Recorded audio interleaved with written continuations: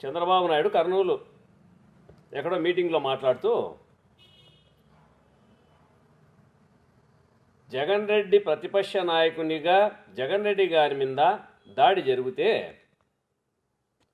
ఒక ముఖ్యమంత్రి స్థాయిలో ఉండి, ముఖ్యమంత్రి స్థాయిలో వ్యక్తులు కాదు అక్కడ ముఖ్యం, ప్రజలతో ఎన్నుకోబడి పరిపాలన చేసేటువంటి ముఖ్యమంత్రి ఆ స్థానానికి విలువ, నీకు ఆ విలువ అనేది నీకు లేదనే దాంట్లో జగన్మోహన్ రెడ్డి గారి మీద కత్తిదాడి జరిగితే నువ్వు అవహేళనగా అపహాస్యంగా మాట్లాడితే ఈ రాష్ట్ర ప్రజలంతా ముక్తకంఠంతో 5 కోట్ల మంది నా కోసం ఉన్నారు అనేటువంటి నువ్వు ఏ తప్పుడు మాట మాట్లాడుతున్నావో, మభ్యపెట్టే ప్రయత్నం చేస్తున్నావో, నిన్ను అసహించుకునే మాట వాస్తవమా కాదా చంద్రబాబు గారు? నువ్వు ముఖ్యమంత్రి స్థాయిలో ఉండి ప్రతిపక్ష నాయకుని మీద కత్తితో దాడి జరిగితే నువ్వు అపహాస్యంగా అవహేళనగా మాట్లాడితే ఈ ముక్త కంఠంతో ప్రజలందరూ అసహించుకునే మాట వాస్తవము అని నీ చుట్టుపక్కల భజన చేసే నాయకులు కూడా నిన్ను అసహించుకొని ఇలా ఉంది, నువ్వు ఇలా మాట్లాడిన దాని మీద నీ మాట తీరు కానీ నీ వ్యవహారం కానీ నిన్ను అసహించుకున్నారని నీకు చెప్పినటువంటి మాట వాస్తవమా కాదా? నువ్వు కోడి కత్తి పార్టీ అంటున్నావు. నిన్నటిదాకా మొన్నటిదాకా పిల్ల కాంగ్రెసు పెద్ద కాంగ్రెసు అంటివి. అదే కాంగ్రెసు అనేటువంటి ఈ రాష్ట్రాన్ని బస్సు పట్టించినటువంటి అదే కాంగ్రెస్తో నువ్వు జత కలిసి ఈరోజు నువ్వు ఎవరో ఒకరిని వాడుకుంటున్నావు, వాళ్ళ మోసం చేసి వాళ్ళ పుట్టగోస్తూ నువ్వు ప్రభుత్వాన్ని ఏర్పాటు చేసుకునే ప్రయత్నం తప్ప నా ఒంటరిగా నాది ఆ స్థాయి కాదు అనేటువంటి స్పష్టత నీలో ఉంది. ఎందుకంటే నువ్వు స్పష్టంగా నేను ఒక మ్యాన్ పవర్తో నేను ఈ పరిపాలన చేసి అదే ప్రజలు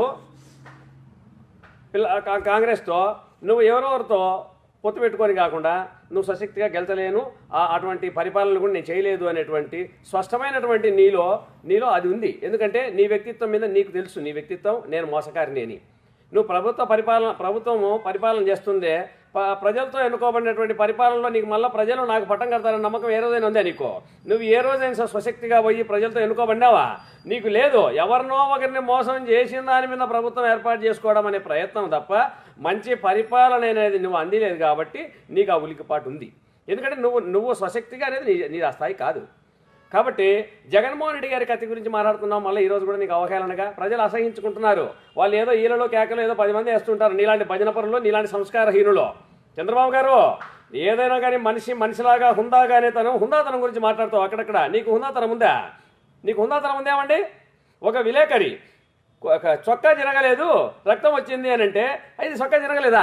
చొక్కా జరగకుండా రక్తం వచ్చింది అని నువ్వు అతను తప్పు మాట్లాడుతూ ఉంటే సమర్థించాలి, నువ్వు దాన్ని సరిదిద్దాల్సింది పోనిచ్చి నువ్వు దానికి పదం తాళం వేస్తున్నావు అని అంటే నువ్వు సంస్కారహీనుడివా కాదా? చొక్కా జరగకుండా ఎక్కడైనా రక్తం వస్తుందా?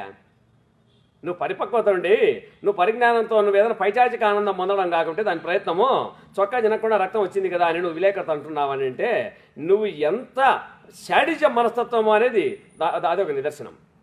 నువ్వు ఎప్పుడైనా కానీ మాకేం సంబంధం అంటే కోడికత్తి జరిగిందని అంటే దాడి జరిగిన తర్వాత ఒక మానవీయ కోణంలో మనిషి ఎవరికైనా ఏం జరిగినా అన్నా కానీ చీమకు కూడా అన్యాయం జరిగితే అయ్యో చీమను మనం తొక్కితిమే అనేటువంటి బాధ అనేది హృదయంలో ఉండాలండి. నీకెక్కడ హృదయం ఉంది? నువ్వు హృదయం ఉండేవని అయితే కదా ఈ ప్రజలను మోసం చేసి నువ్వు పరిపాలనలోకి వచ్చినావు తప్ప నిన్ను ప్రజలు నిన్నై నీకై పట్టం కట్టినది ఏ రోజు లేదు.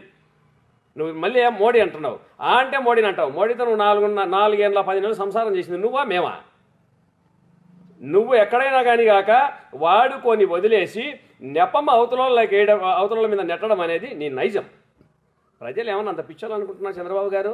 ఎన్నాళ్ళని నిన్ను నమ్ముతారు? ఇప్పుడు ప్రభుత్వ పథకాలను నువ్వు డబ్బులు ఖర్చు పెట్టకుండా నీ జోబీలు లేకుండా ప్రభుత్వ పథకాలను పైసలు నువ్వు ప్రజలకు అందిస్తూ అనే హామీతో తప్పుడు హామీలు కురిపిస్తూ నువ్వు మళ్ళీ ప్రజలను ఓటు అడుగుతున్నావు. ప్రజలు అంత పిచ్చోళ్ళు లేరు చంద్రబాబు గారు. ఇప్పుడు ఎప్పుడు ఓటు అనే ఆయుధాన్ని ఉపయోగించి మంచి పరిపాలన అందించినటువంటి ఒక విలువల విశ్వసనీయతలు ఉండేటువంటి వ్యక్తిగా రాజశేఖర రెడ్డి గారిని ఈరోజు గుళ్ళో దేవతను కొలుస్తాం. కానీ ఆ దేవుని రూపంలో వచ్చినటువంటి మహానుభావుడు అని ప్రజలు ఆయన పరిపాలన చూసి ఆయన పోయిన తర్వాత ఎంతోమంది బాధపడి ఈరోజు ఆ పరిపాలన మళ్ళీ అందించేటువంటి మంచి జగన్ రెడ్డి గారి యొక్క మంచి వ్యక్తిత్వం ఉండేవానిగా ప్రజలు నిరూపించుకొని ఆ కష్టపడినటువంటి ఆ వ్యక్తిని ఈరోజు ముఖ్యమంత్రిని చేసుకుంటే అంతే కష్టంతో ఉన్నటువంటి ప్రజలకు పరిపాలన అందిస్తాడు అని ఎప్పుడెప్పుడు అని ఓటు అనే ఆయుధంతో జగన్మోహన్ రెడ్డి సీఎం చేసుకుందామని ఈ ప్రజలు ఎదురుచూస్తున్నారు.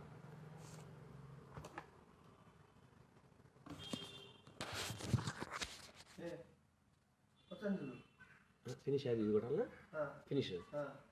ఈ వీడియో కనుక మీకు నచ్చినట్లయితే లైక్ చేయండి, షేర్ చేయండి. ఇలాంటి లేటెస్ట్ వీడియోస్ కోసం మా ఛానల్ని సబ్స్క్రైబ్ చేసుకోండి.